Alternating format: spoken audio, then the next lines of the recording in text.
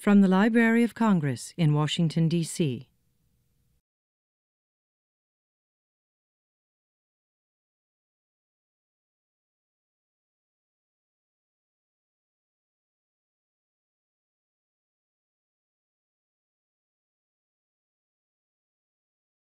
As Librarian of Congress, it's my pleasure to welcome you all here today for this very important symposium on Jack Kemp and the Reagan Revolutionaries in the House.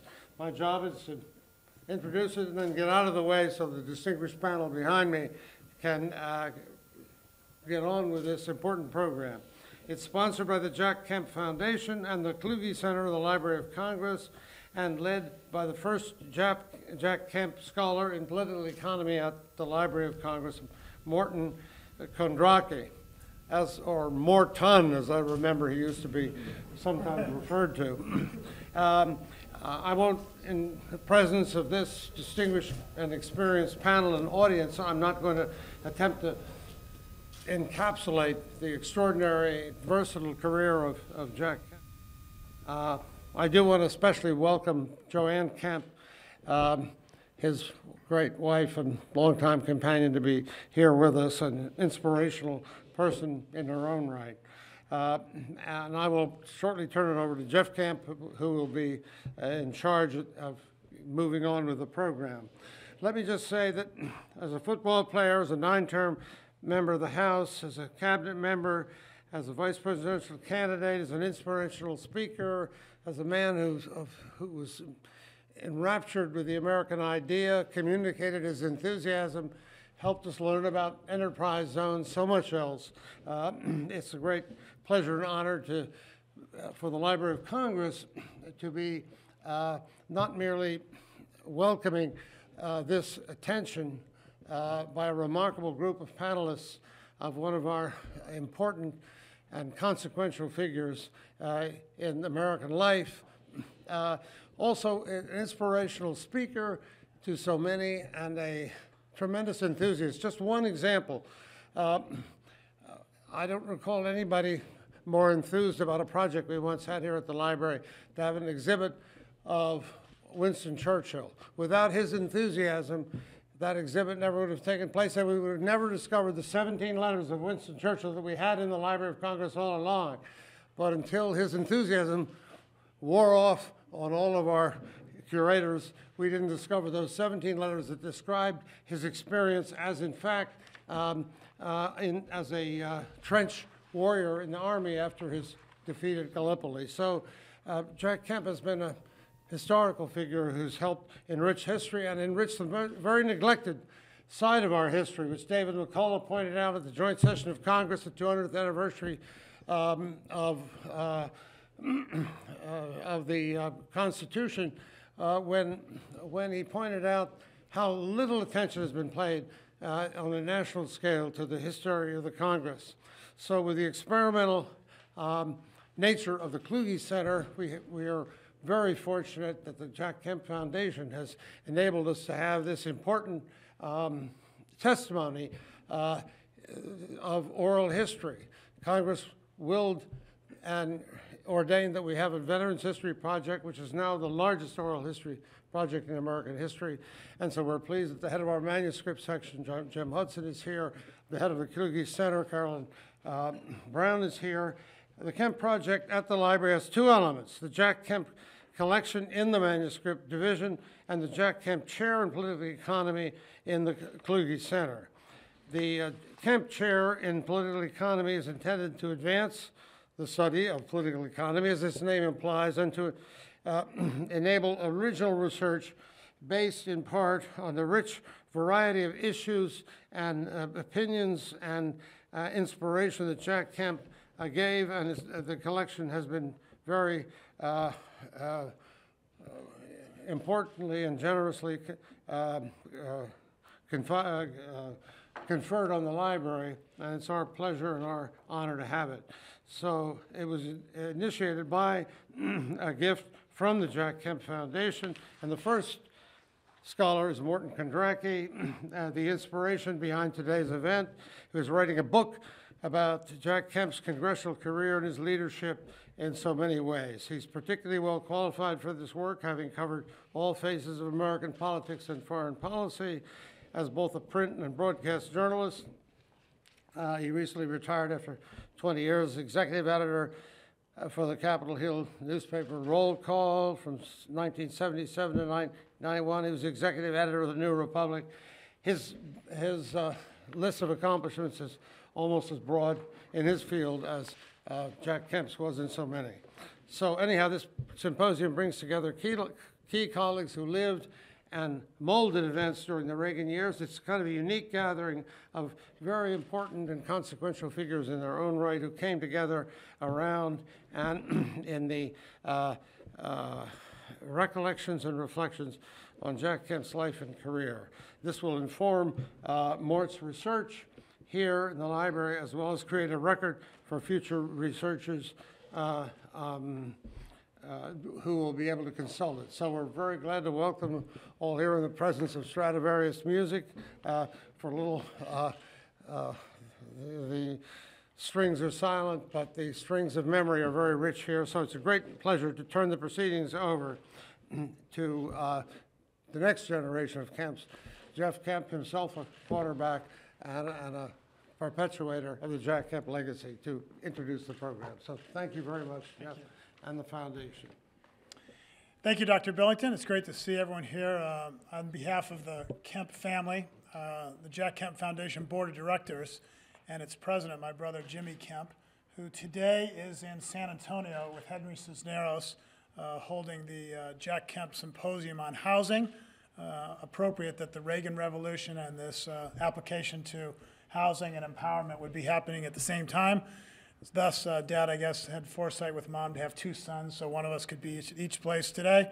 And we're grateful for the partnership, particularly with the Library of Congress, where the Kemp scholar resides, Morton Kondracke.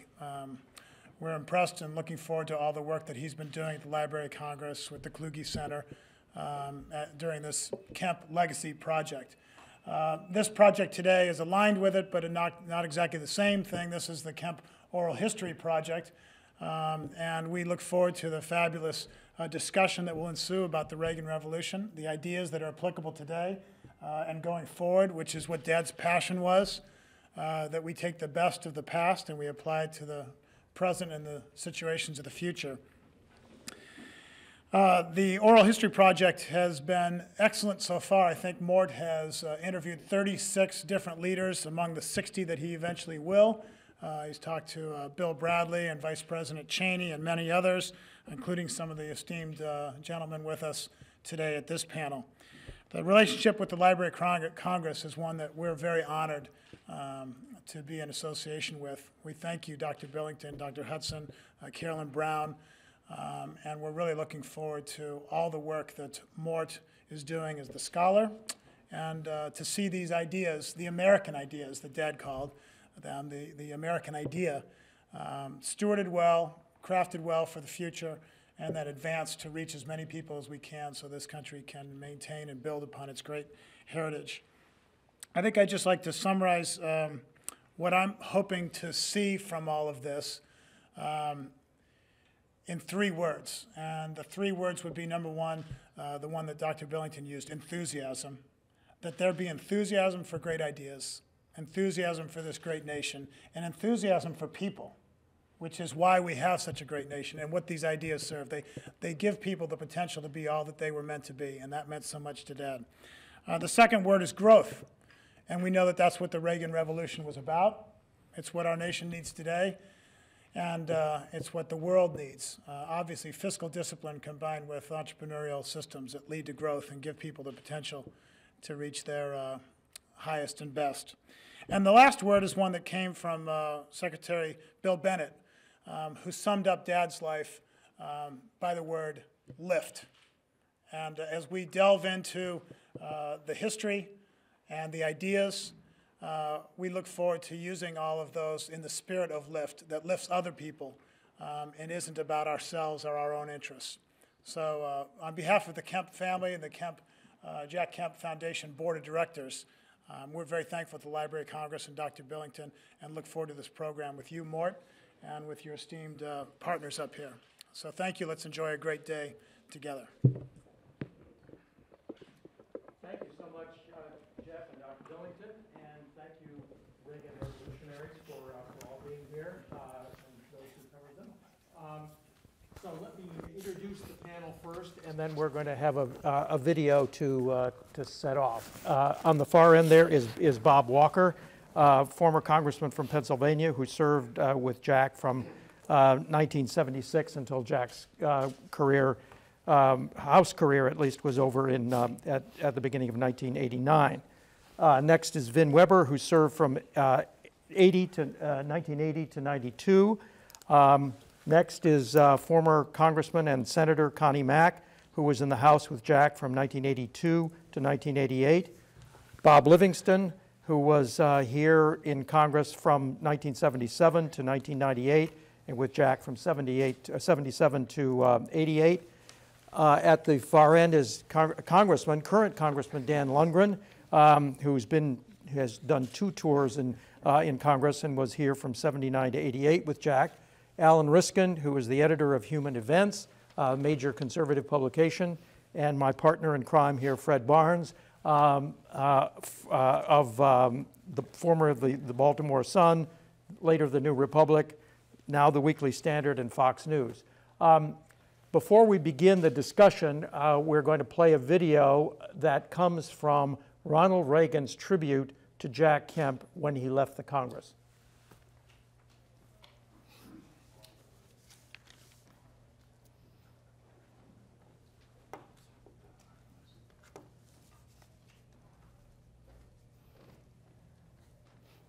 A man who, when the clock struck high noon, is always at my side, is leaving office this year. He helped to settle a tough frontier at the Congress, loading a 6-gun with solid gold bullets. But above all, Jack Kemp is a man of ideas, and I think really it is those ideas that brought most of you here tonight, and it's on that basis that we should praise him.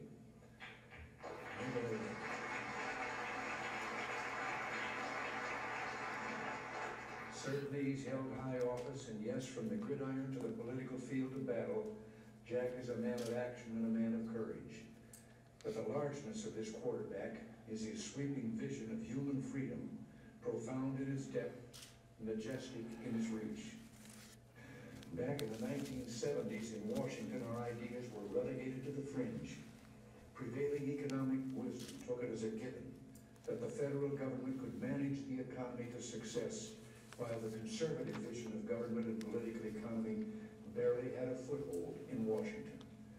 And then Jack Kemp came on the field. Working with a small group of maverick economic thinkers, Jack began to read economic history and arcane studies of tax and monetary policy. He learned of the effect of the tax cuts under Presidents Coolidge and Kennedy, and he listened to the working people in his congressional district in northern New York. So while the Beltway crowd despaired of ever reforming the tax code, even as my predecessor in the White House called it a disgrace to the human race, there were nonetheless a visionary few who were undaunted. In 1977, Jack put forward the Kemp Law Bill to cut personal income tax rates 30% across the board. Still, the reigning orthodoxy held firm to its prescription of high taxes and easy money, and even as the stagflation soared. But other thinkers replied that the solution was just the opposite. Low taxes and stable money. And after our administration took office and we implemented those policies, the result was just as promised. High rates of economic growth with low inflation. Jack's fond of saying that this administration gave America back its future. Well, if I can return the compliment, Jack, I would just like to say that your ideas helped fuel us to go further into the future than we ever dreamed possible. So to you,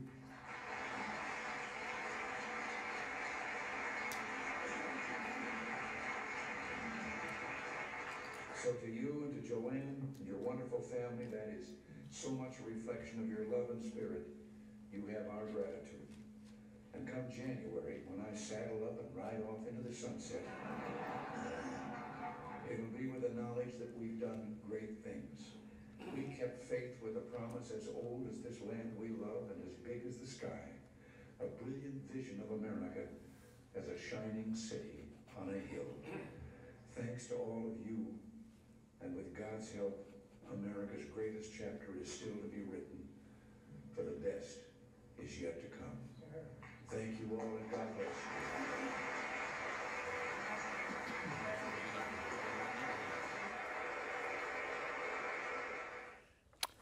Well, I don't know that anybody can do better than that, but let me start by asking each of you a couple of questions, beginning with Bob Walker.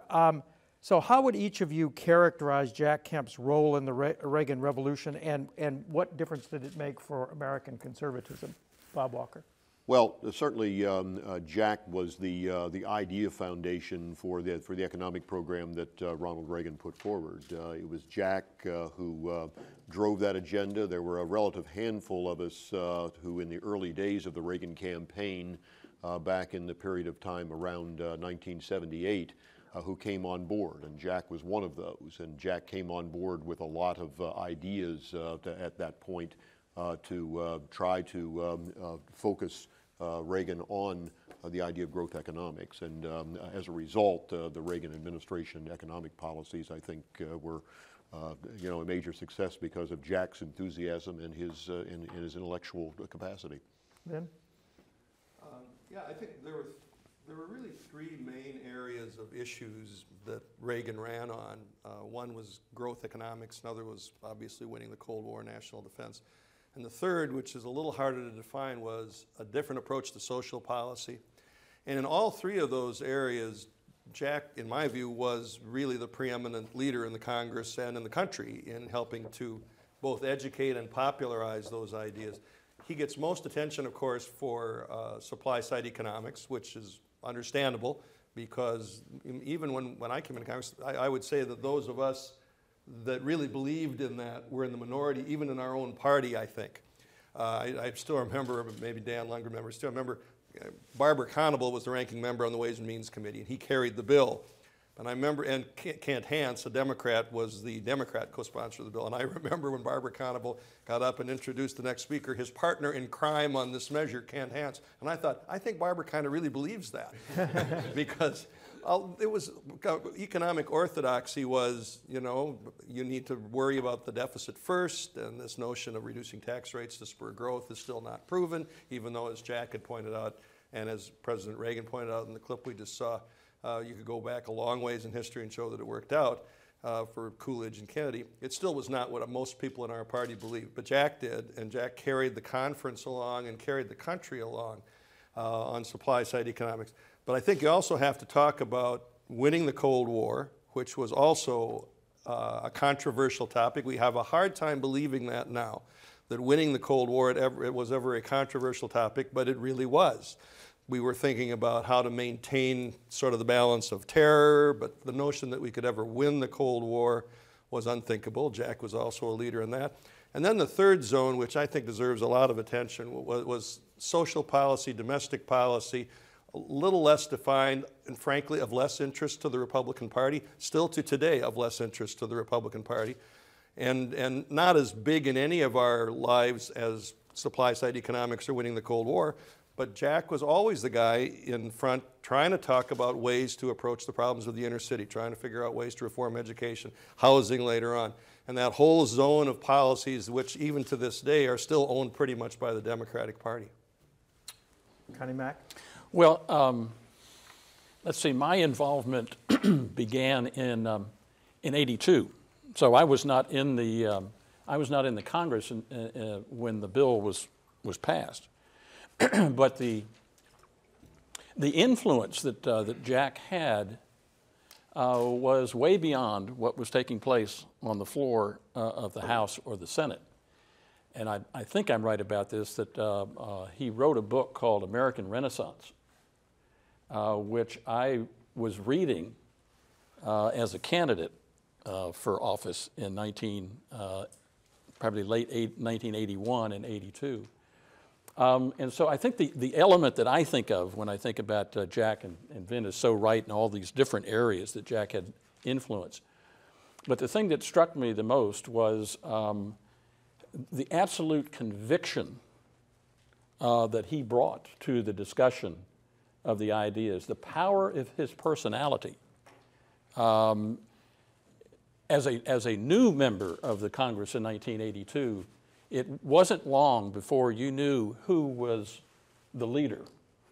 When Jack walked on the floor and asked you why you voted a certain way, he was determined that he was going to educate you about the importance of growth, low taxes, sound money, a strong national defense, and the expansion of freedom throughout the world. So for me, he was a true mentor, a true educator. So those are the thoughts that I have, again, for a fellow that wasn't actually there when the bill was passed.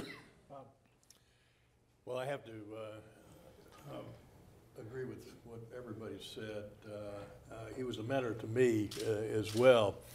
I ran first in '76 and lost, and the guy that beat me was nice enough to go to prison, and I had another shot at it. And I got in a special election in '77, and Jack had been writing in that process, and I had read a lot of his stuff and was using it on the campaign trail just as Connie did subsequently. And it helped me. But I didn't really get to know Jack other than to read his stuff and to observe him on the floor and to watch his rhetoric transform the Reagan campaign into one that propelled him into the presidency. But I got to know him on a personal basis because of his efforts and Ronald Reagan's landslide in 1980, I got transferred unwillingly at first, to the Appropriations Committee, and worked with Jack during those formative years of my career on appropriations on the same subcommittees, particularly foreign operations. And I got to know him personally and work with him and understand his ranting and raving about the internet, the multilateral organizations, XM, the internet, IMF, hear about the gold standard. But I also got to appreciate his keen proselytizing demand for respect for individual liberties and for civil rights. Through him, I got to know Ernie Ladd and Roosevelt Greer, guys he had played football with, who loved the guy because he was one of the few outstanding players in the NFL and in football who stood up for equal opportunity, equal rights for minorities in football and beyond. And he took that with him. And so I guess I just came to appreciate so many facets of Jack's career and his personality that I look back at the praise that Ronald Reagan bestowed on him and say that was probably more eloquent than any of us can attribute, but it may have been understated. Yeah, that was the poetry. This is the prose. Okay, Dan Lungren. Well, if I were to use a scriptural reference, Jack was the John the Baptist of the conservative movement. Ronald Reagan was the one who made us capable of being able to actually have the conservative movement and ended up in changing America and ultimately changing the world. Jack was there before Ronald Reagan was in Washington, D.C. Jack had the power of his ideas. One of the things I was thinking of is there's an expression that someone leaves you breathless. Someone comes into a room and takes all the oxygen away. Jack was just the opposite. Jack came in and he gave you all this oxygen. You talk about him being larger than life. In a sense he was, because he came in and you immediately were attracted to him, but it didn't detract from who you were. It built you up. You know, it's like in somebody who's a very good player in football or basketball. You talk about the playmaker making everyone else around him better. I always felt Jack did that with all of us. For those of us who formed the Conservative Opportunity Society, a little rump group of I would call us progressive agitators, constructive critics. Jack was our lifeline to the leadership. We were able to do certain things that perhaps we wouldn't have otherwise been able to do because Jack was able to talk to the leadership and explain that we actually had a reason for what we were doing. We weren't just agitating, we were agitating to change things. I remember seeing Jack at Knott's Berry Farm when he was on his bus tour for Kemp Roth. And that was exciting in that atmosphere to see him. You come back here and it was exciting to see him. Occasionally we'd have to remind Jack that we weren't in a huddle and he wasn't a quarterback and maybe he should listen to us. And he took it well, particularly if we ever used the name of Joanne, because that was one person he responded to. And I'm reminded of all the things we talked about, there was a specific foreign affairs aspect that Jack took personally, and Joanne joined him in that, and that was the cause of Soviet Jewry. There was a constant, persistent, effective campaign on behalf of those who were being persecuted for no other reason than they wished to engage in their religion in some meaningful way. And Jack would be on the floor talking about that. Joanne led groups of spouses here, reading the names of those who were behind the Iron Curtain and being persecuted because of their faith. I think one of the things, Jack made it cool to be conservative.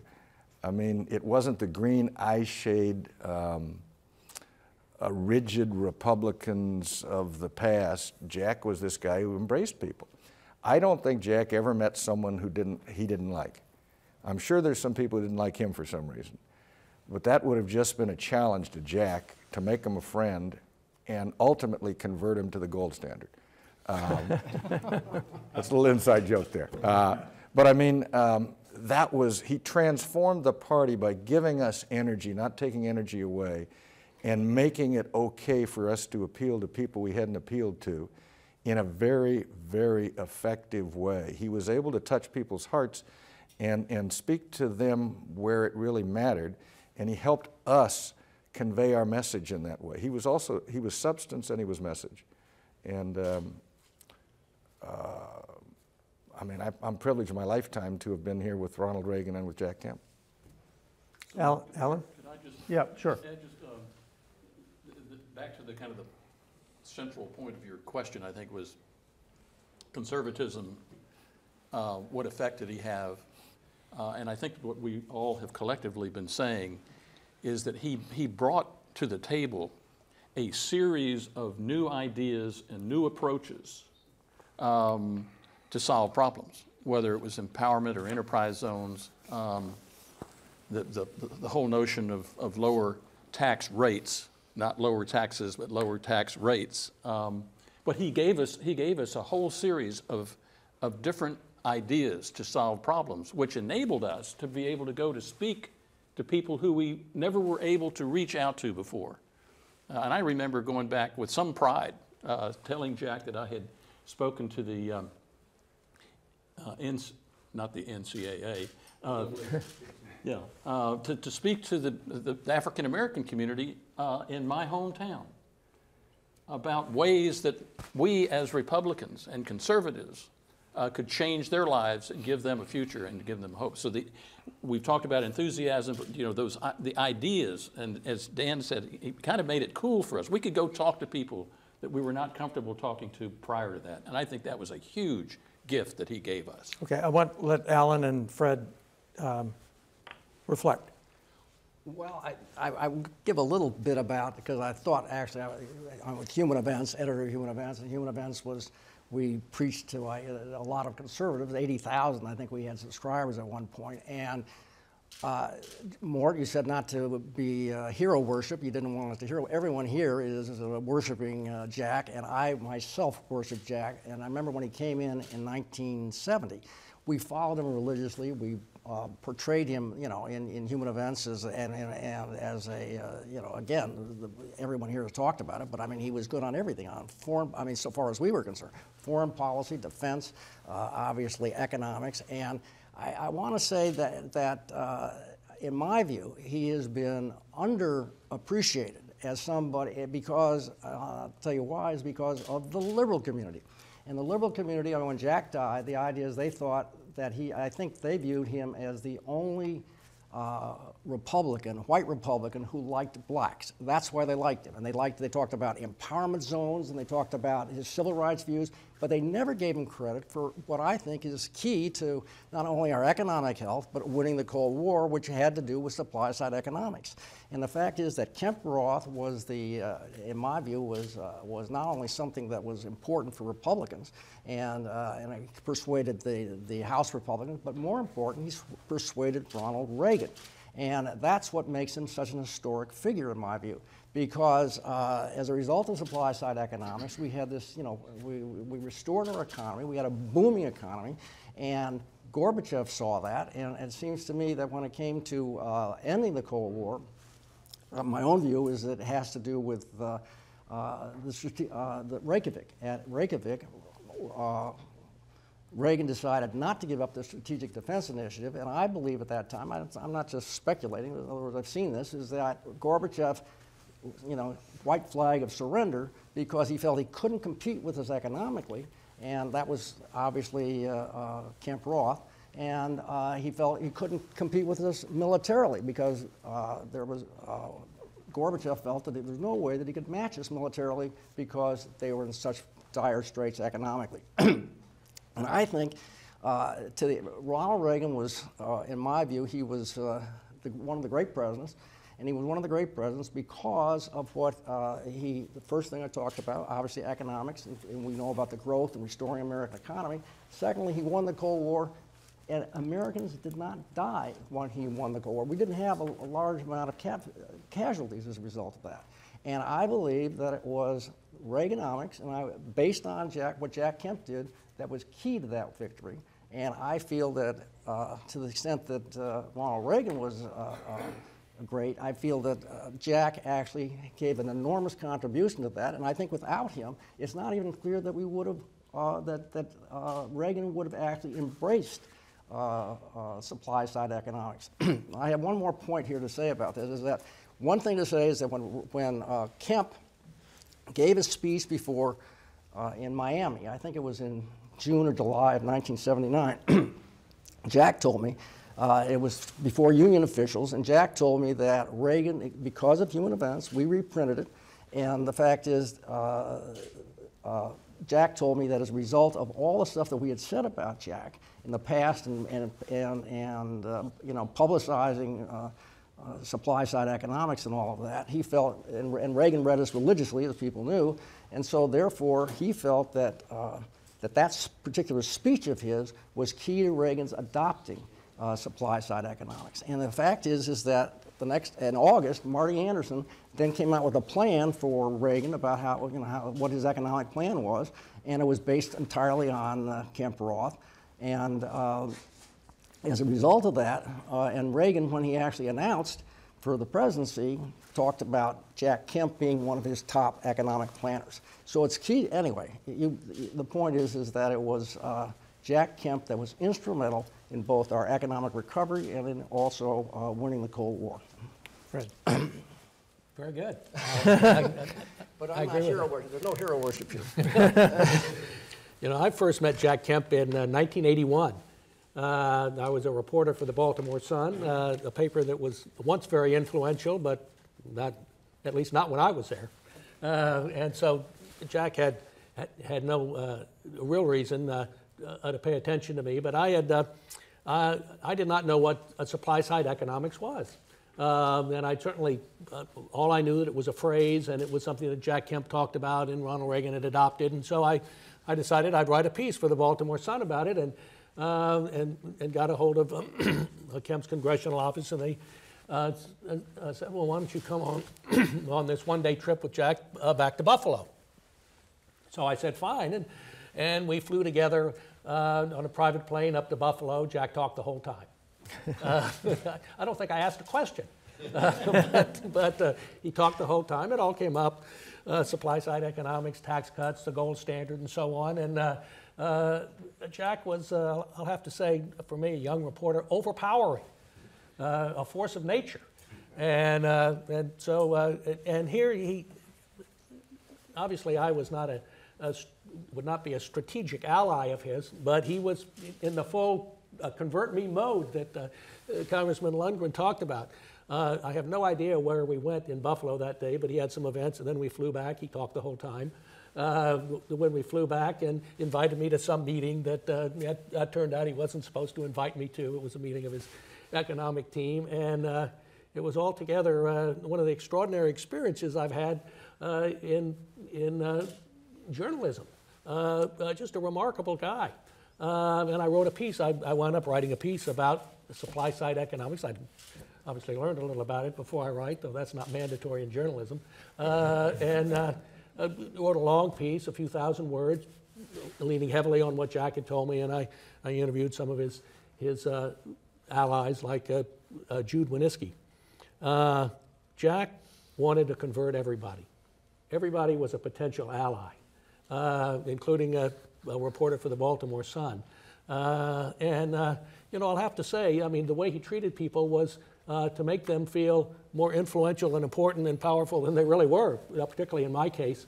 But I became a fan and hero worshiper of Jack Kemp that day in 1981.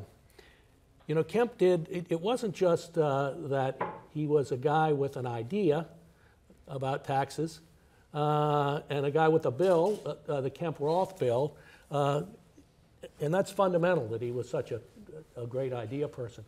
But the truth is, he was also tremendously important because he could put those things through. He was successful. I mean, when you think of the important events that came along in the 70s in particular, one was the discovery of Jack Kemp by the Wall Street Journal editorial page. Obviously, a hugely important event. The Wall Street Journal became a paper with it. I mean, it has an extraordinarily influential editorial page and became a champion of supply-side economics. So one, you have that meeting. And then you have the meeting that Allan referred to when Kemp and Jude Winniski and Dave Smick and some others went out to California to convert Reagan. And Reagan was obviously turned out to be a willing convert, but absent that meeting, remember in the Reagan campaign, he was stressing the welfare queen and cutting spending and not tax cuts. But he did wound up adopting supply-side economics, getting it passed through Congress, and not only that, supply side has now become something that will never go away. It's the orthodoxy of the Republican Party. It's been followed in countries all around the world if they truly wanted to invigorate their economies, and it's all a result of one man, Jack Kemp. Good first round. Now, I just wanted to ask people down this line whether any of you have any standout personal memories of Jack, or what is your standout personal memory? Some people have already cited one. You don't all have to throw one in, but if there's something that really stands out in your mind, is there? Well, I'll give you one. It's kind of a famous story that's been around now for a while about Jack, but there's a point that isn't often made about it that I want to make, and that is Jack was in Puerto Rico at one point, and he had gained some prominence by this time with all that he had been doing on the supply-side economics thing, and he was walking in Puerto Rico, and a woman walked up to him and said, "Aren't you Jack Kemp?" And Jack, of course, smiled and said, yes, I am. And she said, "Well, aren't you a congressman?" And Jack said, "Well, yes, I am." And she said, "Well, then you know Bob Walker." And this had come from the C-SPAN work that we had been doing on the floor that Jack was not totally enamored of. Jack didn't think that was the way in which we ought to proceed on doing things. So, but when he told me this story, he said to me, "Walker," he said, "I played second fiddle behind O.J. Simpson at Buffalo. I'll be darned if I'm going to play second fiddle to Bob Walker in the Congress." So he said, "I think what I'm going to have to do one of these days is run for president." And I said, "Okay, Jack, but it sounds like I need to run against you." And so he laughed. you know, the fact was that you know, he had a sense of humor about this stuff too. We had, you know, it was typical of Kemp and typical of the style of leadership that he brought to all of us. And I certainly agree with all my colleagues here today who said that you know, when he walked into the room, he was somebody who really brought with him you know, a sense of leadership that was not emulated by anybody else in the party at that point. Anybody else have a standout personal memory that they want to share? I do. Okay. I do. Triggered by Bob's comments. And this has to do with, I think, the only time that I saw Jack kind of taken back. And Joanne, I think, is going to remember this, but we were having dinner, Priscilla and I, with Jack and Joanne, and I think that Trent and Tricia were there. I can't remember Vin or where. This is at the Kemp's home. Could have been. We were having dinner. And as Jack would, as soon as we sat down at the table, it was democratic capitalism, small d, Democrat lower tax rates, growth, incentives. And my wife Priscilla, who some of you know her, she's a fairly small gal. She looked at Jack, slapped the table, and said, "Nobody gives a damn, Jack." And he just he reared back in his chair and stunned for maybe half a second, and then proceeded right on. I got what. Bob made me think of something, because we were always trying to get Jack to do more special orders, because that was, you have to give Gingrich credit for that. Newt understood the power of C-SPAN, and he said to me, you got to go. Jack will listen. You go talk to him and tell him he needs to do more special orders. Tell him that he might have 500,000 people watching him. That's a great audience. So I went to talk to Jack, and I said, you really need to participate more in special orders. We're educating the country. This is what you're best at. You got 500,000 people out there. He says, yes, but I can't hear them cheering. And I thought, okay, there's no one there to cheer. That said a lot about, you know, seriously, the kind of energy that he would get out of a crowd just wasn't there. That was not what he was going to do. Right. I have Okay. an episode here. And Stan Evans used to put on these seminars, and all these people would speak, and we'd have, Jack would be about maybe next to last or something like that, and he would just, as people know, a little bit verbose from time to time, and he was 20 minutes, and it was, you know, half hour, 45 minutes past, he's still not getting, he's still not moving. And Hatch is supposed to be, Senator Hatch is the one who was supposed to speak next. And so, you know, somebody runs up to Jack and says, you know, Senator Hatch is here, you know, it's overtime and all that. And he takes it, and he actually ripped it up.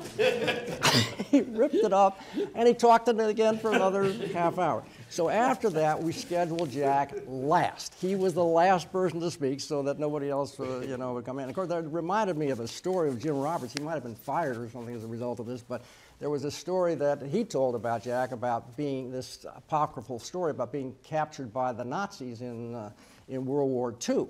And then the Gestapo agent comes up to him and talks to Jack and says, "Mr. Kemp, we have ways of making you stop talking."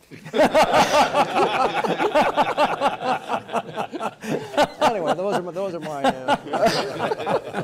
Okay, all right. Now let's go back to before Reagan. In '74, Jack began promoting basically business tax cuts to stimulate job creation, and then in '76 he develops Kemp Roth, 30% individual tax rate cuts. That was first introduced in 1977. So I gather that his interest in taxes, because he wasn't on the House Ways and Means Committee, comes from the hardship in his district. I mean, is that a correct assumption? I mean, yeah. That's what he always told me, is that he, you know, the economy took a dip, and he was not. I mean, Joanne could answer this question better than we could. But as he explained it to me, he didn't come to Congress really with a well-formed economic philosophy. He came to Congress representing a district that was going through very great difficulties, and he realized he didn't have anything to go back and tell them. And so he started studying economics and trying to come up with something positive to say to a blue-collar town that was in decline, as most manufacturing towns were at that time. And that set him on the course of learning what we then started to talk about as supply-side economics. But it was a necessity for him to go back and actually have something positive to say, a plan for the people in his district who were hurting. It wasn't just sloganeering, but he used great slogans, like a rising tide lift all boats. He must have used that in just about every speech. And he did work with Jude Winniski, as Fred pointed out. They were conspirators with supply-side economics, and they preached it. And I can remember him coming up to me and saying, you got to read the editorial page of the Wall Street Journal every day, because that's going to get you on your way. And I did, and kept me going for a while. Like Bob, I mean, it was an attractive idea from the outset, because I ran for the first time in 1976 in an 11-way primary. And one of the things that set me apart in an 11-way primary was the fact that I adopted supply-side economics. Now, it was literally in its infancy at that point. Jack had just begun talking about it and so on, but it struck me as being attractive. Where did you pick it up? Well, I was an aide on Capitol Hill at that point. I was working for my predecessor, and picked it up largely because Jack was promoting it among the other members of Congress beginning in the 74-75 time frame, and then was moving it toward what eventually became Kemp Roth in 77. And so I picked it up along that way, and it immediately struck me as the kind of visionary approach to politics that Republicans hadn't taken before, and it proved to be a pretty positive element in my primary campaign in the spring of 1976. So, let me tell a story I just heard actually recently. What made it so important for Kemp to go out and talk to Ronald Reagan in 1979 about supply-side economics and actually convert him was because Reagan by then took Jack Kemp very seriously. As a person who he admired and listened to and paid attention to in Congress. Earlier in 1979, as it turned out, and I heard about this from Dave Smick, who was the chief of staff for a while when Kemp was in Congress, Kemp had put together a paper on the exciting subject of urban policy. And it was 7 or 8 pages, and he'd sent it out under the frank to a huge mailing list. And to his surprise, he got a response to it from Ronald Reagan. And Reagan had taken this long thing on urban policy and written all in the notes, but not just things like, good point, or not where you're just sort of being nice and saying good point and, glad to hear you're interested in urban policy. Reagan had written incredible, all up and down the sidelines about what Kemp had written about. On the back of the pages, he'd written more about his own experiences in urban policy as governor of California, and on and on. And it was a remarkable thing. And of course, Kemp was very pleased to see that Ronald Reagan, he didn't even know Reagan was on the mailing list, much less would respond in such a serious way to a subject like urban policy, and said, if you want to talk about this, I've had these experiences and so on. Remarkable. But it was important that by then, Ronald Reagan took Jack Kemp very seriously. This is something like early 79. Kemp is not in Ways and Means. He starts getting into tax policy. And it wasn't only the Democrats who were criticizing him, but Republicans as well. I mean, Ways and Means Republicans, Chowder and Marching Society Republicans. What do you remember of the kind of flack he was taking from his own conference? Voodoo economics. Well, that was the 80 campaign. That's Gerald Ford. I mean, I'm sorry. Well, Gerald Ford actually didn't like it either, but George Bush. Yeah. But what do you remember about the kind of reaction that he got from his own House colleagues? Connie? Yeah, the thought comes to my mind of the Chowder and Marching group, and of which Jack was a member. And were you? Yes. And I remember one situation where he came in and the same enthusiasm. Now, most of these guys in Chowder and Marching were what I would classify as people who had great enthusiasm about anything. But so Jack was, just coming in was kind of stirred things up. But in this and as you go around the room, each person makes their own report about whatever they want to talk about. This particular day, Jack said, if we follow these policies that I've been talking about, the market's going to go to 3,000. Now this is 1983, and I don't remember what the market was. It might have been around 1,200. I'm not sure. But at some point he said, and you're going to see this market go to 10,000. Well, of course, after Jack got through, out he went. Well, you should have heard the rumbling around that room. I mean, this guy is crazy. I mean, what the hell does he know? You know, he's a quarterback. I mean, and this is in 1983, so this is after Kemp Roth has passed, and the old bulls are still, you know, what the hell does he know? But Jack did know, and he always made sure that you knew. So the old bulls just thought he was crazy, or did they resent that he was playing on their turf? Well, there was resentment. There was a lot of grumbling about, because Jack had the ability to appeal to the press in a Reagan-esque fashion. He could appeal to the American people, and a lot of guys, without naming any of them, resented that. I mean, they didn't have that capacity, and also they frankly took the old view that you count the beans and you don't worry about growth. And Jack was about growth, and frankly, that continues to be a problem today, to convince people that you can grow if you cut taxes. Doesn't make sense. It's not intuitive, but he was right then. It worked, and it should work again. Cut tax rates. Cut tax rates. Right. Let me ask a question here about that, because the point is, in '78, as I understood it, the Republicans almost unanimously were backing Kemp Roth. So how did, in other words, in the House? And the point is, I think there were only like 3 different people who, you know, at least as I recall. I don't think it was Kemp Roth so much. I think it was just personalities, guys. No. But what happened in '70? Why did all of these Republicans suddenly now support it? In other words, you're talking about the old bulls that get opposed to it, and in '78. Preliminary victory. I wasn't there, but the Steiger Amendment, which cut the capital gains tax, was actually the first supply side victory. Yeah. Okay. So But don't forget, what about California? How about the Jarvis thing? Did that have an impact? I'm just asking. I don't know. When was that, 82? No, that was 78 too. No, look, just one more point. Alan is right. In the / election, the Republican National Committee adopted Kemp Roth as policy, and absolutely every member on the House Republican side was behind it. And I was going to ask you, how did that happen? Those of you I can give you a political answer. In 1978, I wasn't in Congress. I was managing a campaign for Rudy Boschwitz for the United States Senate, and Dick Wirthlin was our pollster, who was President Reagan's pollster later on. And I do remember sitting down with Wirthlin to talk about the issues. And the biggest issue in the country was inflation.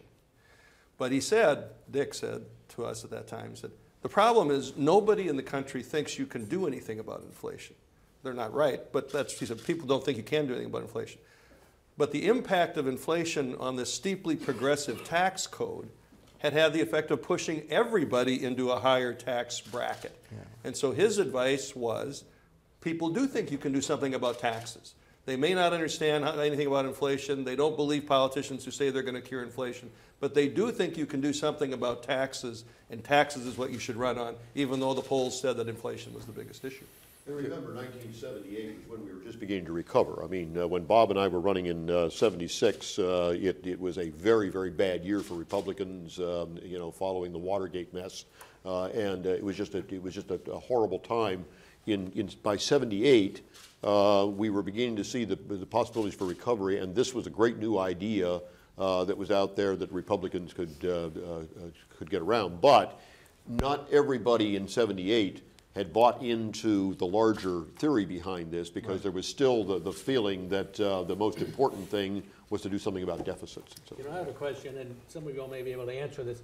You'll remember back that Bob Novak was promoting Jack as a presidential candidate in 1980, yeah. Mm-hmm. Which turned out obviously to be Ronald Reagan's year, and Jack didn't run. But how seriously did he take that? I remember him talking with a number of us, and I remember when he endorsed Ronald Reagan with the words, Ronald Reagan, the oldest man running for president with the youngest ideas. Yeah. Now, Jack loved him because they were his ideas. But I mean, I remember when he said that, and I remember he was committed to Ronald Reagan at that time for that. You got to remember, I ran in '76 and lost, and I remember one of the reasons we lost because I listened to the debate where Gerald Ford unfortunately freed all of Eastern Europe, if you'll recall, 3 times asked whether he made a mistake, and if you'll recall, that was not the high point of his campaign. In '78, we had malaise, remember that? We had a president of the United States putting a sweater on and saying that we're all going to have to hunker down together and just kind of go through it. There was a lack of enthusiasm, there was a lack of vision, there was a lack of excitement. Jack Kemp, for us as Republicans running in '78, gave us that in the non-presidential election year. There was Kemp Roth. There was something we could rally around. There was something positive. And I know we talk about the old bulls, but let me just put a good word in from Bob Michael. Bob Michael was sort of like the friendly uncle of Jack Kemp. He was part of Old Bull, but part intrigued by this guy, Jack Kemp. And I think, frankly, Bob Michael gave Jack some leash that he wouldn't otherwise have. Barbara Conable was a different type of guy, but a very respectful guy. And when we had that debate on the floor of the House to pass the tax bill, Barbara actually divided the time up. And I mean, I even had a time that I was in charge of for the young guys to speak on it. I mean, he was open to what Jack was saying. Jack converted him. So it was partly the substance, but it was also the personality. And I've always thought that it does go back to Jack working as a football player and a quarterback who had to inspire his teammates. And there was a sense of inspiring us, and frankly, there wasn't anybody else around on the congressional side. We had Ronald Reagan in the White House inspiring us, Jack inspiring us there, and it was this combination of things.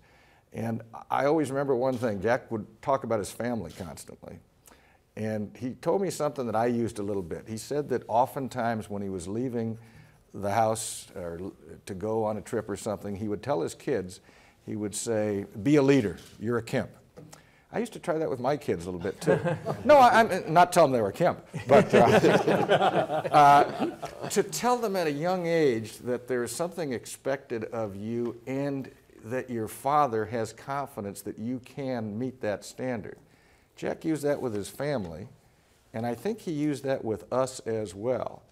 And so it was a combination of his life experience, and the supply side economics fit into that experience. It was inspiring. It was, you can work hard, you can succeed, everybody succeeds with you. I mean, that's the message of a team. And Jack was able to sell it because he believed it. I think there was a little resentment, I would say, with some, because Jack spoke too long at times. I remember at least one time I told him, he said, "How'd I do?" After a speech, I said, "You gave 3 great speeches."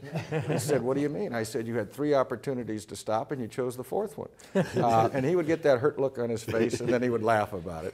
But I think that was part of it. When you have some people who've been in the permanent minority for so long, don't know what it's like to be in the majority, don't believe in the power of ideas. And here you got this guy coming in with the power of ideas who talks about it, is not afraid of talking about it, and is convinced that you can convince even your most ardent adversary.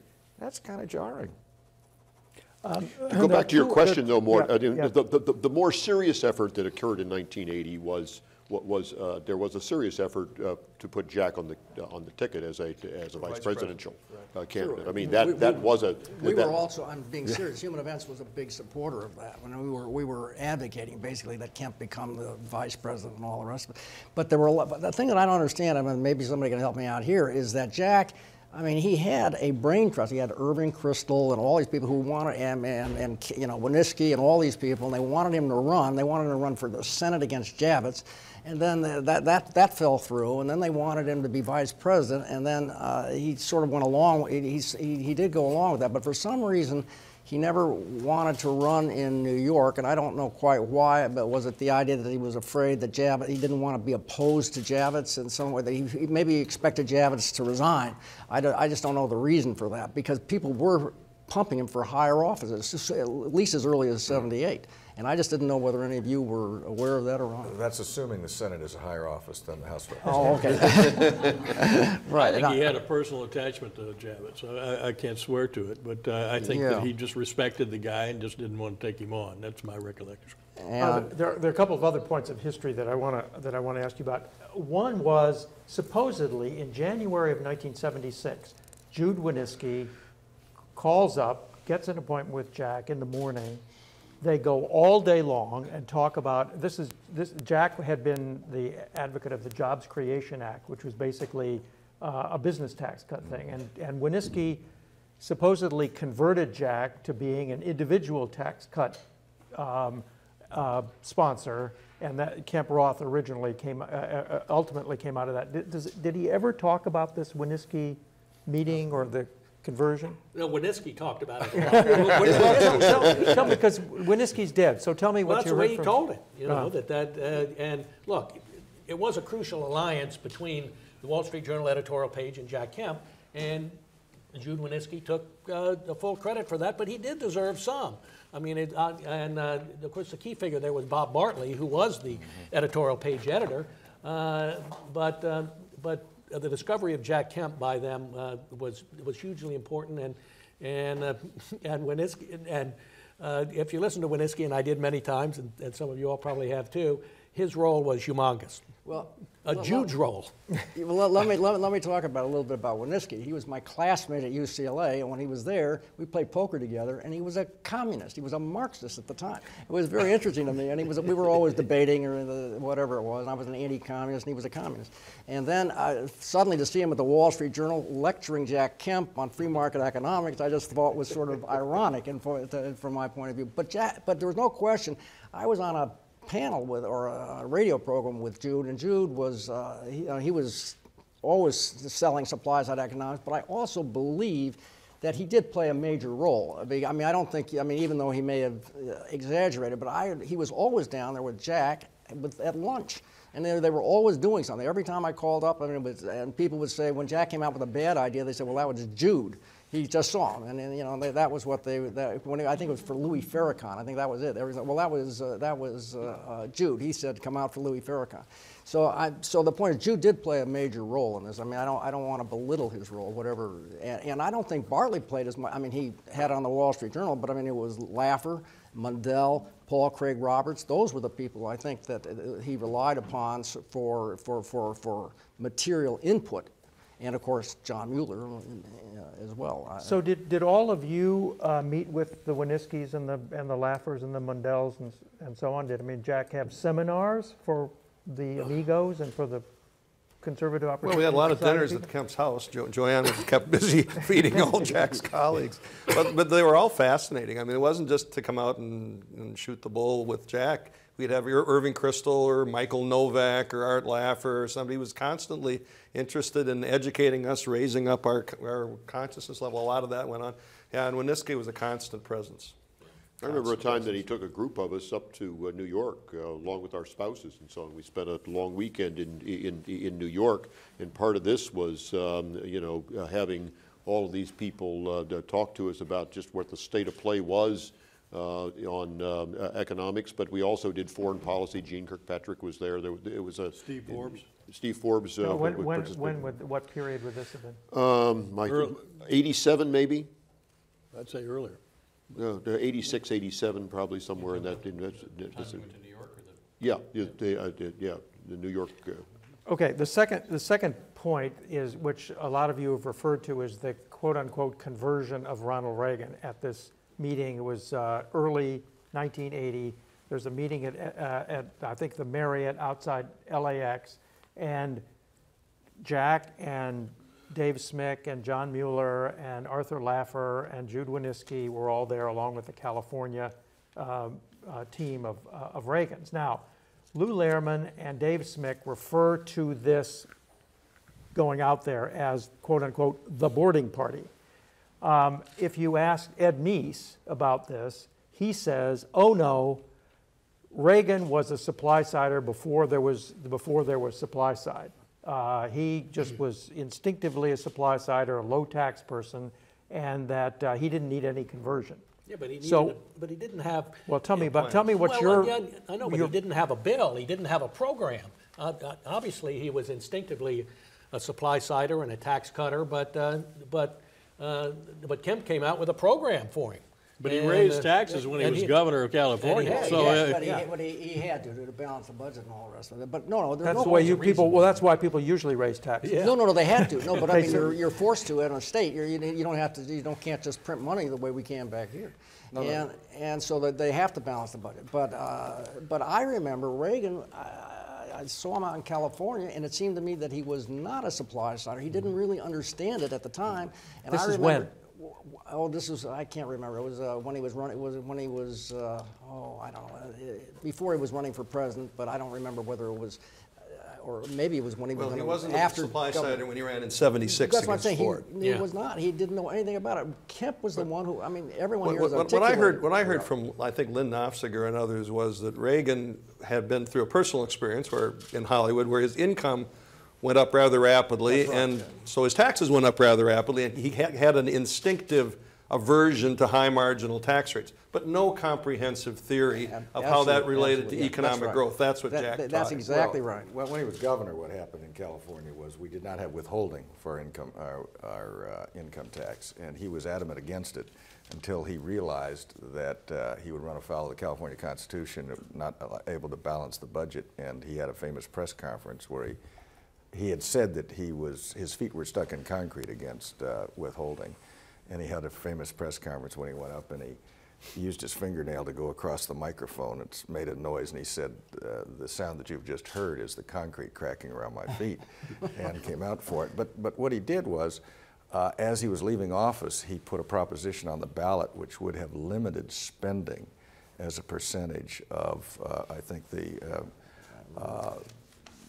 state domestic product, and then it was a limitation on how much it could go up. Well, that lost. But it lost.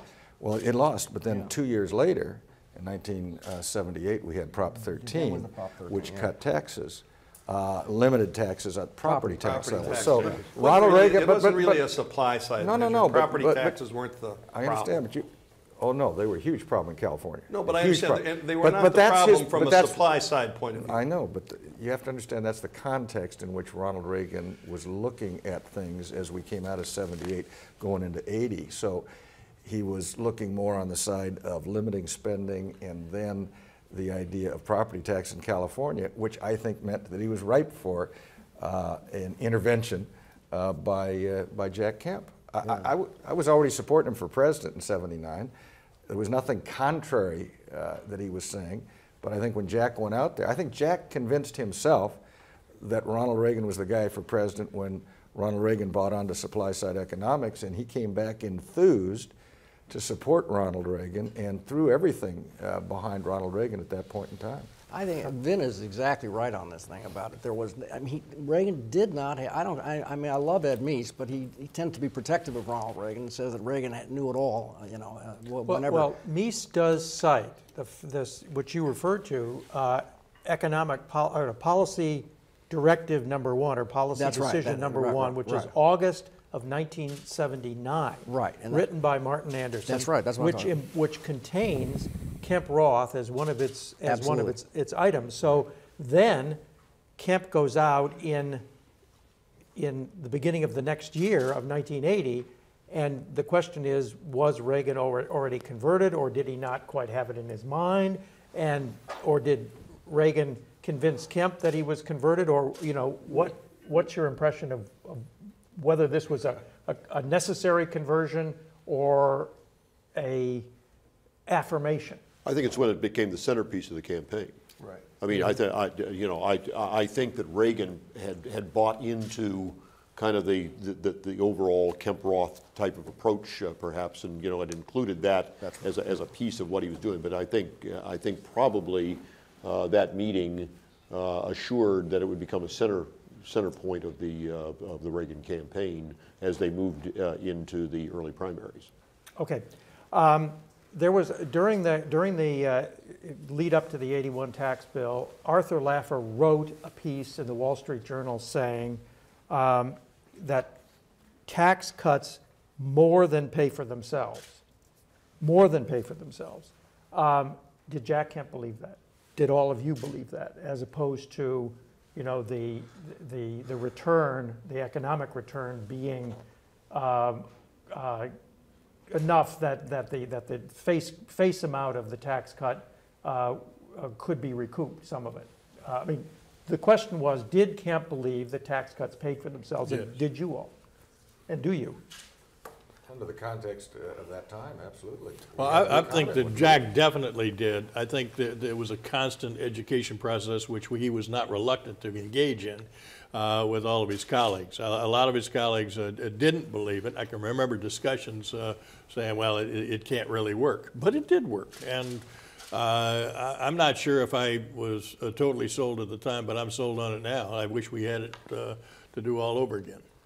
Yeah, tax revenues did go up. Yeah, right. Yeah. But did they go up by the amount of the No, because we increased spending. Now, I can speak to that because of the appropriations process. We had a Democratic Congress, and we cut tax rates, and revenues went way up, but spending exceeded it.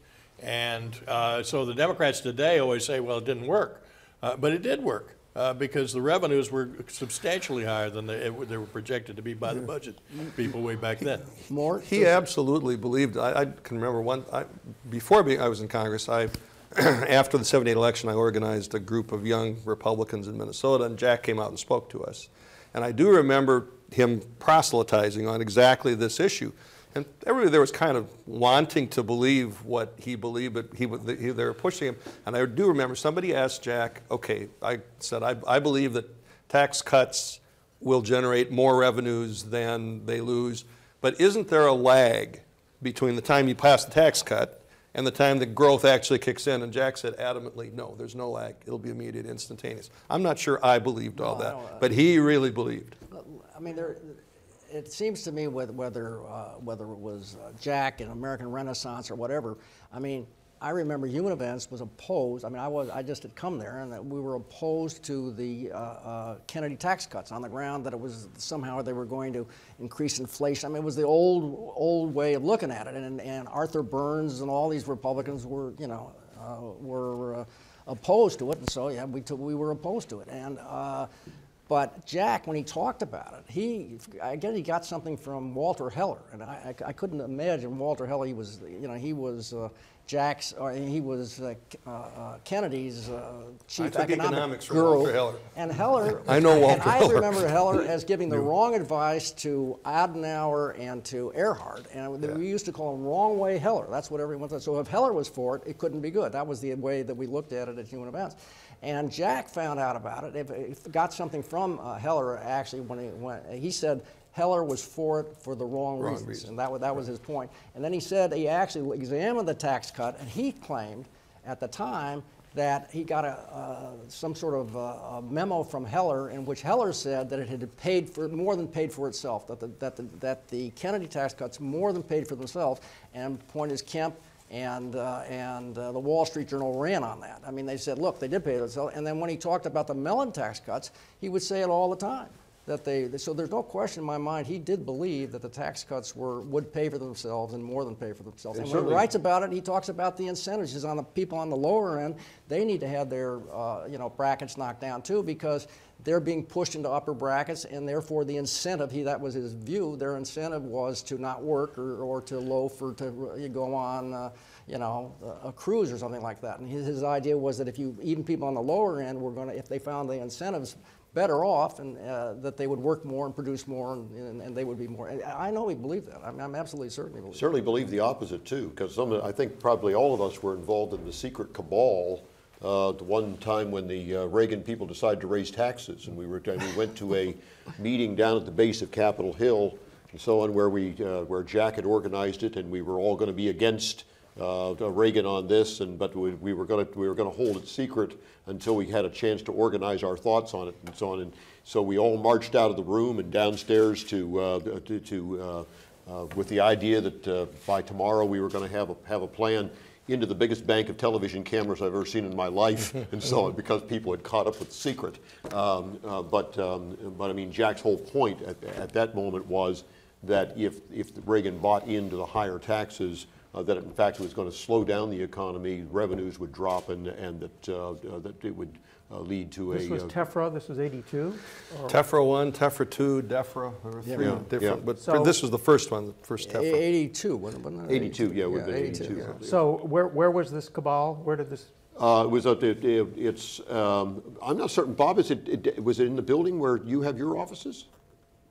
It was in one of the buildings that was right down at the base of Capitol Hill. We were up on the top story of it, and I mean it was a huge group of members that was together that evening.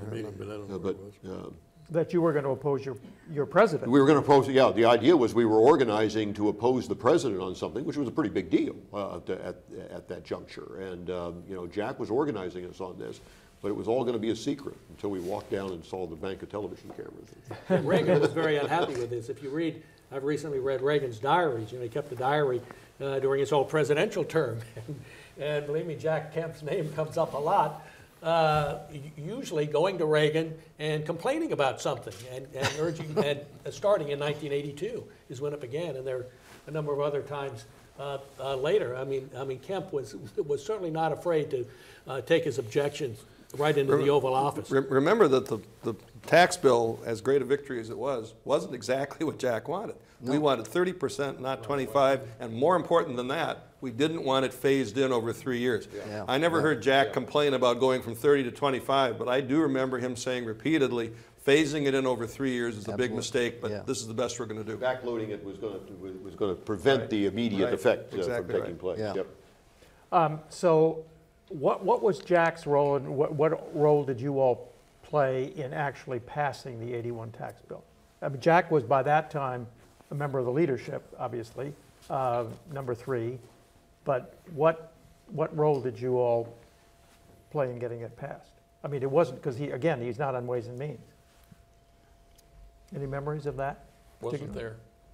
Right. Okay. Well, I mean, most of us at that point were kind of the junior, and we were kind of the stormtroopers, I guess, on it, who made certain that we held the Republicans together on it.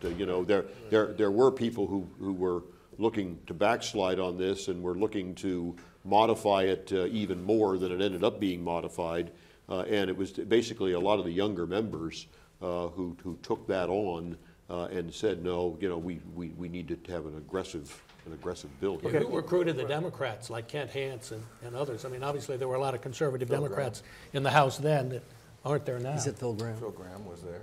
And he was the co-sponsor of the But he was more on spending cuts. spending, Dan. He was the spending cuts. Phil Yeah, was but they more on voted the with spending us. cuts. Dick Shelby. Those guys voted with us on those sorts of things. The other thing that I would think about is that at that time, the locus of ideas came out of the Republicans in the House, along with Ronald Reagan. You weren't getting the ideas out of the Senate.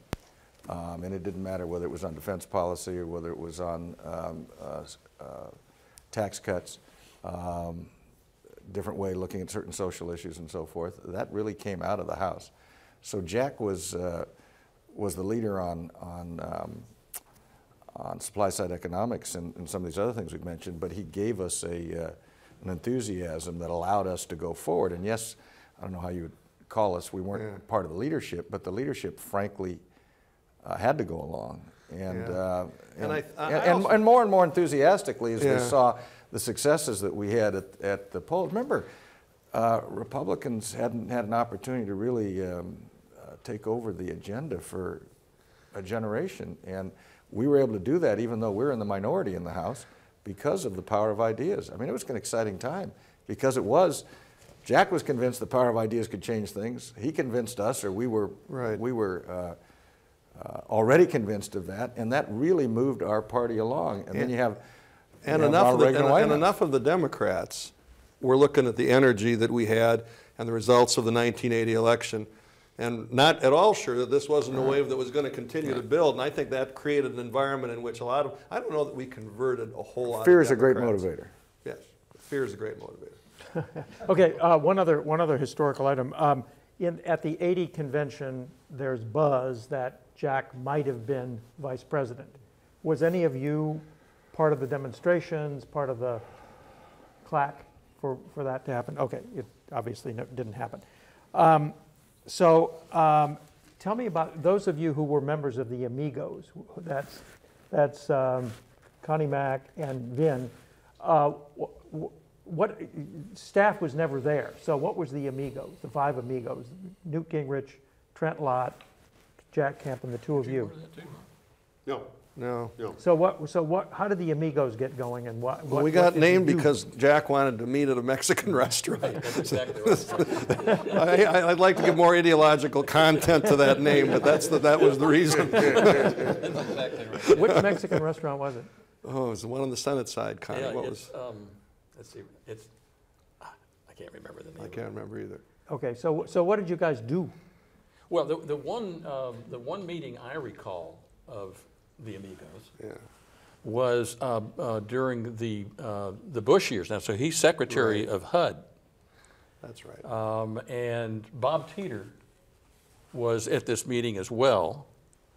And this is after the Gulf War, and it's before Bush is going to give his speech to the country, coming off that great victory. And this little group was trying to convince Teeter that he needed to encourage Bush to come out with some bold ideas domestically that the country needed to hear from the president on domestic issues, and so that was and I've forgotten now what the details we were talking to about, but Teeter's response was, we're going to ride this victory in the Gulf War to victory in November.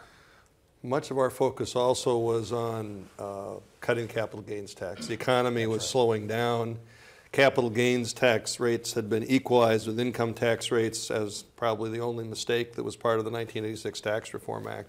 And Jack and we were all trying to convince the administration that they needed to have a growth package, and the key of it was reducing the capital gains tax, which Jude Wanniski referred to as the bone in the throat of the American economy.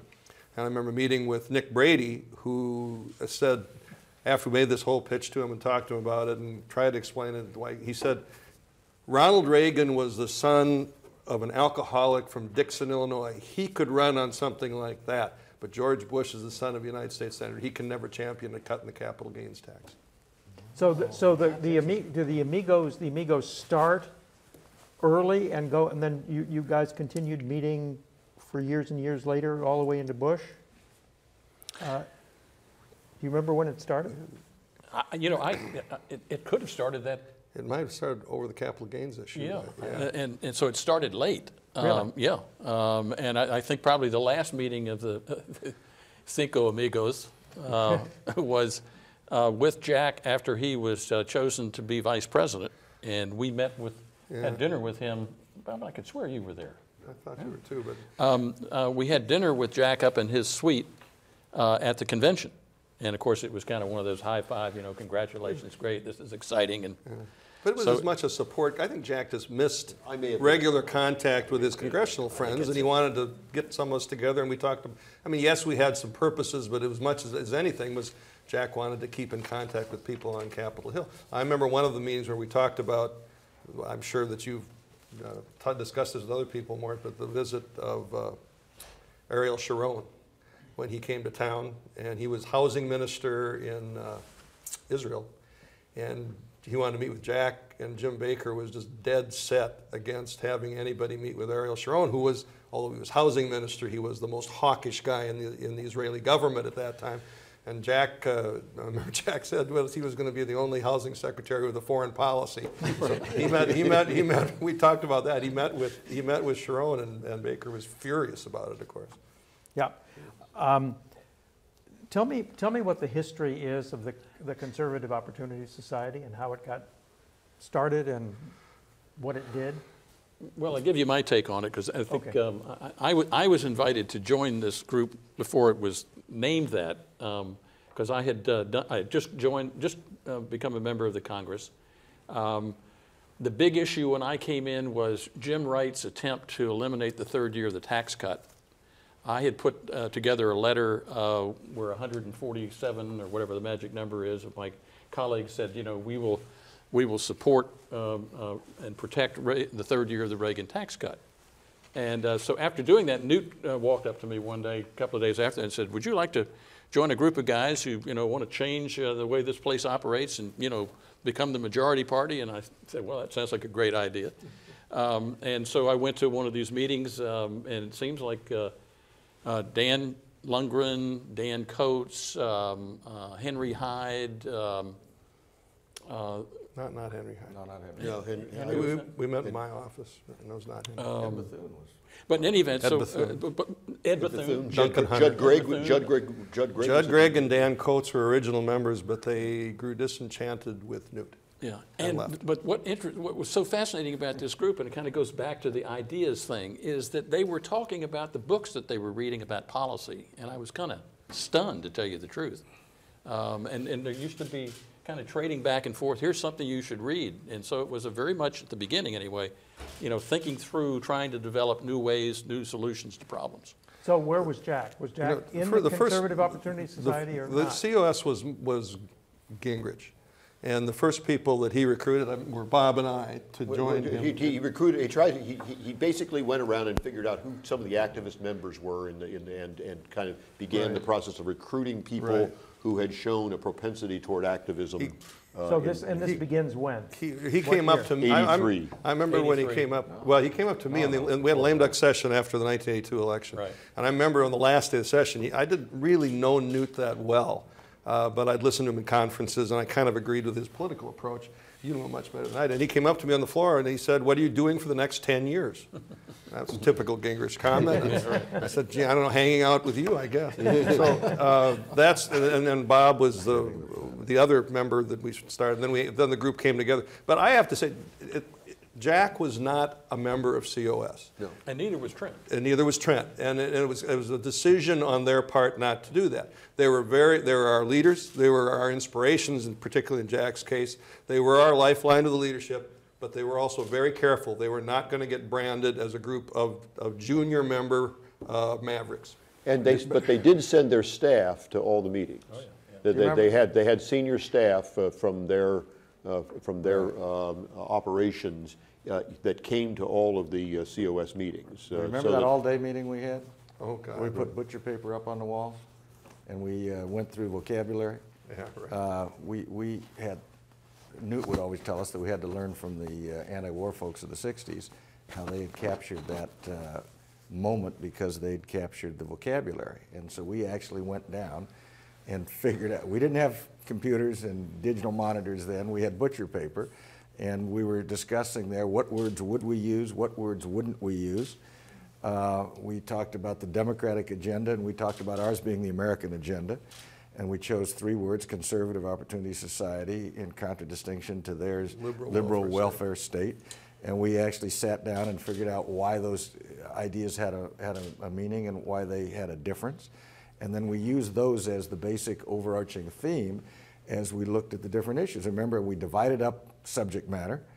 I had criminal justice and immigration. You had...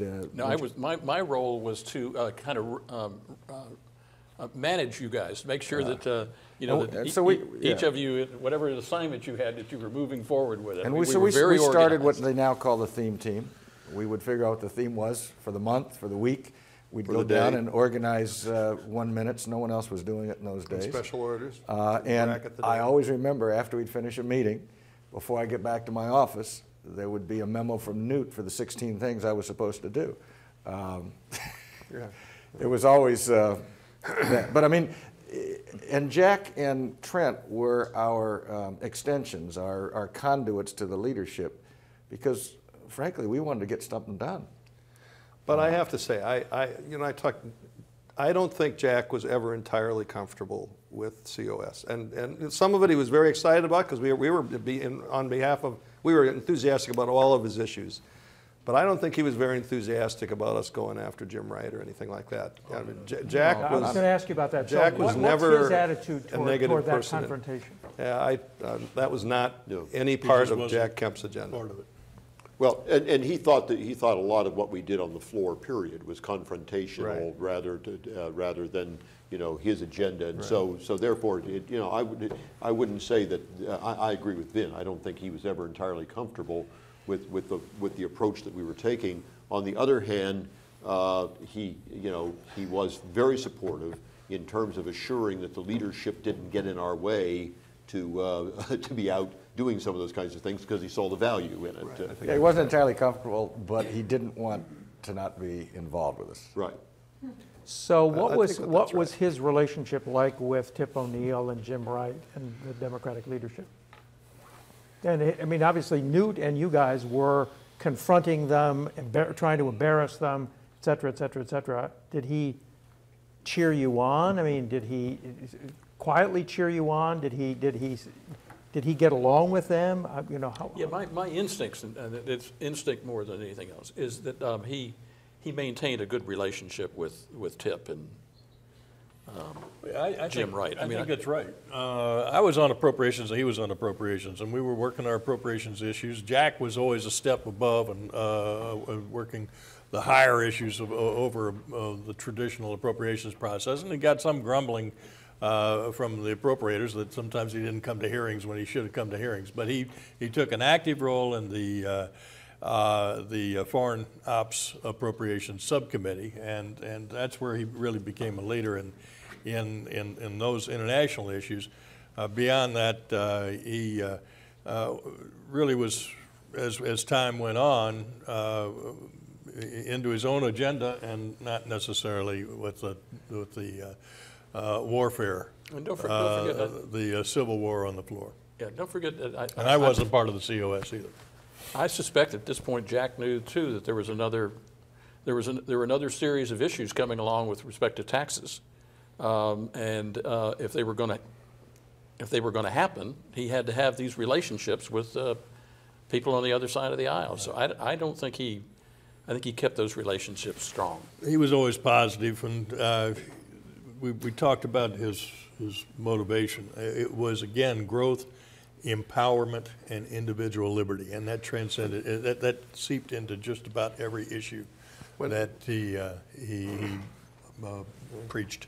When we put together COS, Newt had the conceptual framework, you guys will remember this, of you needed a set of magnet issues, positive things that would attract you, and you needed a set of wedge issues that would divide the Democratic Party or divide you from the Democrats. There's no such thing as a wedge issue in Jack Kemp's vocabulary, at least as I knew him. Everything was a magnet issue. And if he couldn't convince you, he'd just keep trying. But the notion that we were going to have divisive issues that might, even if they were dividing the country in our favor, that wasn't really part of Jack Kemp's mentality. Right. Morton, may I ask a question here? Yeah. Go back to a point about the '86 tax reform, because I just wanted to ask you about that, because we did, I know that Jude Winniski, he got mad at us and all of this, and I just wanted to mention tax reform, and I called it a mystery pudding, and because we were not very big on it, we were skeptical of it, and the point is, one of the major reasons was the rise in the capital gains tax cuts. Because I mean, these supply siders, Kemp, everyone has told me this is the key to prosperity. It's capital gain, capital gain.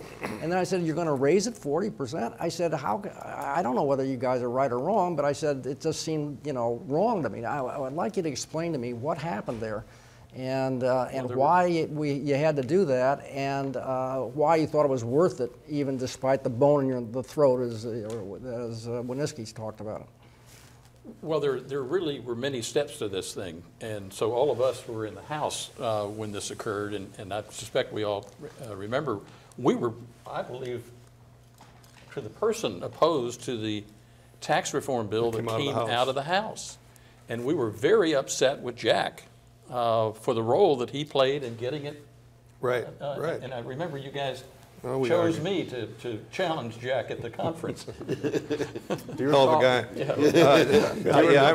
you recall Ronald Reagan coming to a conference and convincing us that we should vote for it? After it came out of the remember that? Senate. Is that, well, that's one that just... No, because Jack, I remember... I mean, the history on this is that the rule got defeated, thanks to you guys, and then Jack gets the president to come talk to the conference and to write a letter saying that he will veto anything that comes out of the Senate that doesn't contain a $2,500 personal exemption, and he convinces enough of you, but I don't know about all of you, to vote for the rule and get the bill passed to go to the Senate. My recollection is that the capital gains problem that Allan's referring to did not emerge until it went through the Senate, but that was Bill Bradley's insistence. Yeah. Yeah. The issue when it came out of the House that what was really a business issue. The business community was all up in arms about eliminating all the exemptions and credits and deductions and things like that. And I sat down, I remember talking to Jack and saying, geez, I'm listening to my business people are arguing against this, and he was trying to explain that the lower marginal rates were worth it. I remember finally in exasperation he said to me, Ben, you know what I'd like to do? I'd like to lower the rates and keep all the deductions. He said, but we can't do that. Did he really say that? Yeah, he was half joking, but he was. But what he meant was he was not wildly enthused about closing loopholes. He was wildly enthused about reducing the rate. Yeah, reducing, and again, the emphasis is on marginal. Marginal rates. That's what creates growth. But I remember that Lower conference with Ronald Reagan, because I remember I got up and I asked the president about capital gains. So it had to be an issue at the time the president came before us. But that was after it passed the Senate. Well, I can't recall exactly what his answer was, but it wasn't totally satisfactory, but we voted for the entire package. I want to flip back to the early 80s. Jack was responsible for making David Stockman OMB director. Then David Stockman starts trying to delay the tax cut schedule, and then he comes out with the Atlantic Monthly interview declaring that this is all the Trojan horse and a trickle down economics. What was Jack's response to that? I mean, how did he feel about his best friend, or at least David Stockman called Jack his best friend, doing all that? And how did you guys feel? I was appalled. I thought it was traitorous, but I don't remember talking with Jack about it. Yeah, Anybody else? I don't remember a conversation with Jack about it either. I know that he criticized Stockman. I know absolutely that he criticized Stockman. I mean, I've seen quotes of him about that, and he was criticizing because of exactly what he was doing there. So I know absolutely that he did take issue with him. He was sharp issue with him. Okay, we're gonna break for lunch right quick, but I just want to do one more thing. I think who's not coming this afternoon? I can't. You can't do it. Okay. So when Jack opposed TEFRA and the '83 Social Security tax increase, and he wants Paul Volcker to be not reappointed as Fed chairman, and so on. And there was these issues. He's leadership, and yet he is bucking the administration. There was all kinds of guff coming out of the White House, leaked assaults on Jack for putting his personal ambition ahead of the president and stuff like that. How did he take all that? Do you remember? Do you remember the guff that he was taking? It was in Evans and Novak had a column saying that he was not permitted for months to be in Reagan's presence. How did you guys were part of the team opposing these things? Yeah, the only thing I remember in that time wasn't how he reacted to what the White House may have been saying about him, but he was adamantly opposed to the theme of the 1984 election. If I remember correctly, it was "Stay the Course," and he was. That was 82 election. Oh, was that 82? The off-year election. Yeah, 84 was Morning America. Yeah, Morning America was 84. Yeah. Yep. Yeah, no, 82 was Stay the Course. I wasn't here though in '84, so that's So all of you have repressed or suppressed all that right. stuff that was coming from the. I apparently House. tried to make something up and didn't get away with it. Okay. Well, We will continue a lot of this this afternoon. Okay. Just let me do one sum up here. The world has heard of Eisenhower Republicans, and there used to be Rockefeller Republicans, and Taft Republicans, and Goldwater Republicans, and there's certainly Reagan Republicans. Are there Kemp Republicans, and what lessons does Jack Kemp's career have to teach the Republican Party for today? I'll just let you run down the line, Bob Walker. Okay, well, sure, they're Kemp Republicans, and I think when we discussed early on the expansive nature of Jack's involvement in politics, it is about that. I mean, you know, it was Jack that demonstrated leadership not only in terms of growth economics, but how that growth then was going to impact wide numbers of people. His foreign policy was an outreach foreign policy about the condition of human rights and human liberties around the world, and it's a lot of that underlying theme that still is important in the Republican Party, and I think is being expressed in the presidential campaign this year. You do? You do? Yeah. Yeah, I did. No, I believe that there certainly is growth economics at the base of most of the discussion of in the Republican Party this year. I believe that there's also a belief in a U.S. presence in the world that is a positive presence, and I think that's a legacy that Jack Kemp has. I think, I'll just be brief, I sort of go back to what I said in my opening remark. I think that the Kemp Republicans exist, and they are people that believe we got to have something to say to everybody. That we can't be a 51% majority nation, that the Republican Party has to be able to have a message for African Americans and Hispanics and union members and inner city folks. And maybe we don't get it all right, maybe not every policy is perfect, but that if we are not constantly striving to have a message to communicate to everybody, we're failing. That's interesting. That's the same kind of theme that I would say. I mean, I clearly, yes, there are Kemp Republicans. I would consider myself to be a Kemp Republican, a Reagan Republican, because I do see them as in pretty much the same light. But I think the party desperately needs someone like Jack Kemp today. And the word that I would have used would be, you know, inclusive. There's got to be a way for Republicans to be more inclusive. We just seem to keep narrowing down our fundamental base. Jack, and the other thing about it, Jack had the courage to stand up and challenge things that he disagreed with, both privately and publicly. And we all know it's not an easy thing to stand up and tell people that you think they're wrong. Including the president. Including the president. But Jack had the courage to do that. And I think today we're missing a person who, again, really wants to bring people into our party and to be inclusive, to find ways to give people opportunity and hope. As somebody who still describes himself as a Kemp Republican, I fully agree with what especially Connie and Vin have just said. Jack led the effort of Mickey Edwards and me and Ed Bethune and others who had substantial minority populations, particularly in the African American area, in our districts, and who had gone in and appealed to those votes. But he got us all together and took us over to the RNC and demanded that they formulate a core group to go after African Americans, and they did. Bob Wright came in as the director, and with great effect, we started doing better, but we've never done sufficiently well. But Jack was all-inclusive. He didn't exclude anybody. And if he heard a disparaging remark, a racial remark, a criticism of that sort, he'd come down hard on the offender. But also, Ronald Reagan's 11th commandment was, don't speak ill of your fellow Republican. For crying out loud, we've forgotten that in this primary process. And I think both Jack and Ronald Reagan would be offended with some of the rhetoric that's come from all sides among our erstwhile leaders who would run for president this time. Yep.